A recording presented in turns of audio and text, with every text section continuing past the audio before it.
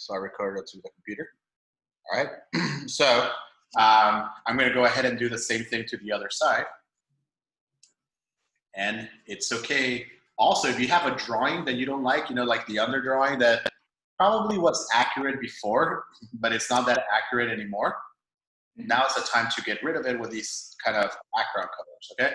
So it's like, I don't like my drawing from before. I'm just going to go ahead and start covering it now.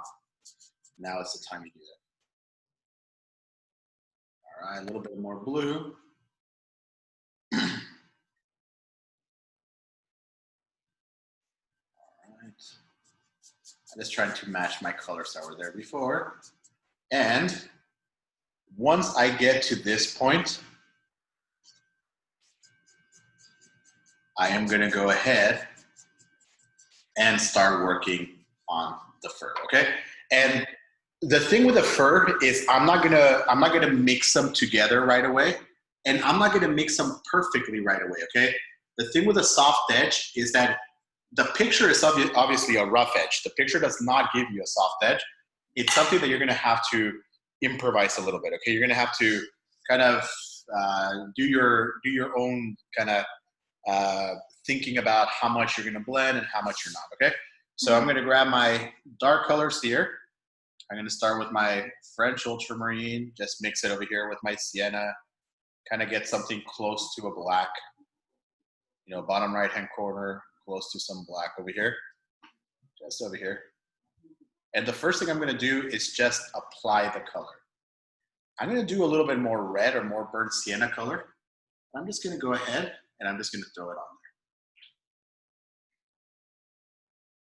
Obviously, when it touches some of the whites, the reds are going to start coming out. And that is something that we're looking for. All right? Yeah. Darks here. Later on, I'm going to start pushing in a little bit more reds and yellow ochres. All right, so crimson, red, and yellow ochre. I'm mixing it with the same color, and I'm doing my little brighter colors, a little bit more on the red family colors before I start going more yellow, less red, and a little bit of white, actually. Pretty much these are the same colors we did for the whole entire thing. I don't think this is something new. I think this is just the same palette you've been working on. If you feel there's a color missing, let's go and hunt for it. If you feel your colors are fine, we'll go in and we'll keep them. But let's just add some of the color here. You could do the same thing to the front, even though the front side is more red. I'll probably wait on that till I start making my brighter colors. All right. Which is now. So we'll wait till now, but now's the time. All right, so I'm gonna go do my bright red colors. Very transparent. All right, and I'm gonna go ahead and I'm gonna push them throughout. How's your schoolwork? You guys get a lot or? Oh, well, it just started, so no. Okay. What grade? 8th. All right, so some of my high school students, one more year to go, but they've been complaining that they started with a bang. They started with a lot of homework. But like the first week I've had like students like, oh, I'm gonna miss today. Is there a day that I can make up, or could I arrange this for a different day? Like, yeah, I'm trying to figure it out because they just like got swamped by the first teachers that I guess we're missing them already. So it's like, here, all this homework. But I guess it depends on the grade. It depends on the student. You go to a private school or public school? Public school. Public? Yeah. How's their organizing of the online system so far? It's not bad. We just have to go to Google Meets at specific times. Okay. So yeah. Or Zoom, not Google Meets.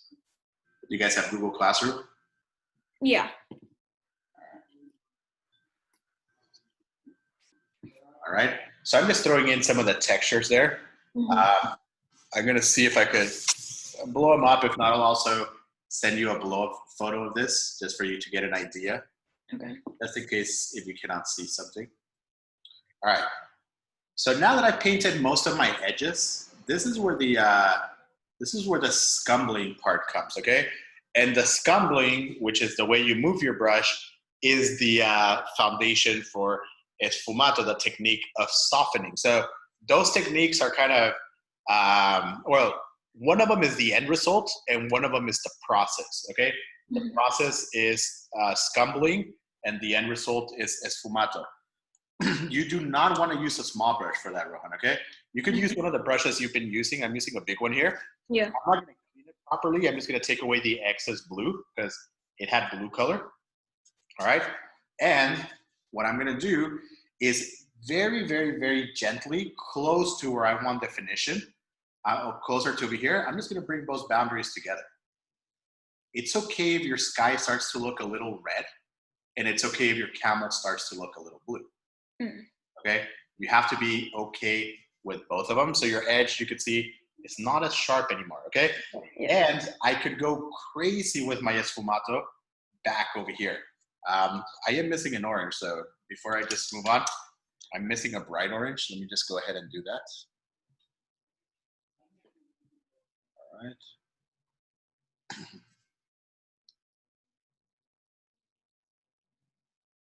There we go. And I'm going to go ahead and do that same thing. By the way, you could also scumble the this part in if you don't want it to be as defined.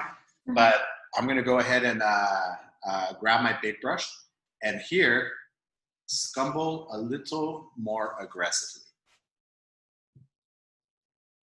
Let your sky get dirty with the fur and let the fur get dirty with the sky. Got it. If you don't want to scumble too much, but you still need to soften something, soften parallelly. So just go parallel, parallel, parallel, and you'll start losing your sharp lines. If you felt like the sky is too blue or the sky is too orange, just come back with the sky color and gently pull the fur color down. See, you still have the definition of the camel. It's just not as sharp. All right. Yeah. So if you're looking at this front part and you're looking at this backside, things are not as sharp anymore. There's a lot more soft edges, which gives more attention to this one. It actually makes the face of the camel perceive like it's extremely close because we're softening the edges of our background to make it look like they're a lot fun. Okay. All right. Do you have any questions with that? No. You're gonna basically have to get both things wet. The good thing is that you don't need a lot of paint. So it's not like you have to get both things wet and do a lot of work. No, it actually is you have to get both things wet. And with very little paint, you could actually use a lot of medium and kind of soften your edge there. All right. Okay. All right, Rohan. So I'll go ahead and I'll upload it to YouTube whenever the video is ready. Scumbling is your next thing. I mean, I could probably take a time-lapse video of this. It'll probably take me like an hour. Clean up some of this stuff here. I accidentally dropped some paint on there, so I dropped like here, here, and here. I'll clean that stuff there. It'll probably take me like an hour 15. I'll do a quick time lapse, and then I'll send that over to you also during midweek. I'll go ahead and I'll check your email, make sure the photos taken really nicely, and then I'll go ahead and we'll go from there. All right. All right. So try to send me the other piece if you can. If you have time, also important. If you have time sometime late week, like sometime in Friday, and I'll post this video up pretty much like later today or earlier tomorrow. Okay. I'll probably finish the painting also by sometime this weekend, and I'll send you just the time-lapse video. All right. All right. So don't forget, scumbling is the technique that reaches sfumato. Okay. Scumbling is just moving your brush in like semicircles, and sfumato is just the end result of not having any sharp edges. All right. Sounds good? Yes. All right, no questions at all? All right. No. All right, in that case, I'll go ahead and we'll end the video today. All and, right. I'll upload this and we'll be ready to go. All right? All right. All right, Rohan, take care. All right. You too. Bye. Bye-bye.